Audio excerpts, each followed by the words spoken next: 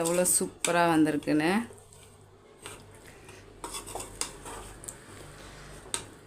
75 gram எண்ணெய் ஊற்றிக்கலாம். தேங்காய் எண்ணெய் தான் நான் சேர்க்குறேன். இப்போ பாருங்கள், சேர்த்துக்கலாம். 2 பெரிய வெங்காயம், 4 தக்காளி சேர்த்துக்கலாம். பூண்டு விழுது சேர்த்துக்கலாம். நான் ஒரு 5 ஸ்பூன் சேர்த்துருக்கேன். 2 பச்சை மிளகாவை உடச்சி பண்ணிக்கலாம். உப்பு சேர்த்துக்கலாம். இப்போ வந்து நம்ம 400 கிராம் தான் அரிசி எடுத்துருக்கோம். நான் 1/2 கிலோ சிக்கன் போட்டுக்கிறேன். வெறும் மிளகாத்தூள் போட்டுக்கோங்க. இது நல்ல காரம். நான் ஒரு 1/2 ஸ்பூன் போட்டுக்கிறேன். மிக்ஸ் பண்ணி விட்டுக்கலாம். நான் சேர்த்துக்கலாம். தயிர் சேர்த்துக்கலாம்.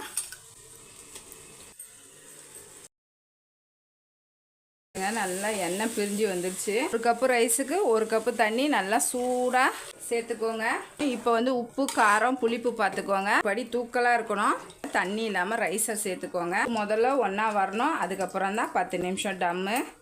அரிசியை, கொத்தமல்லி,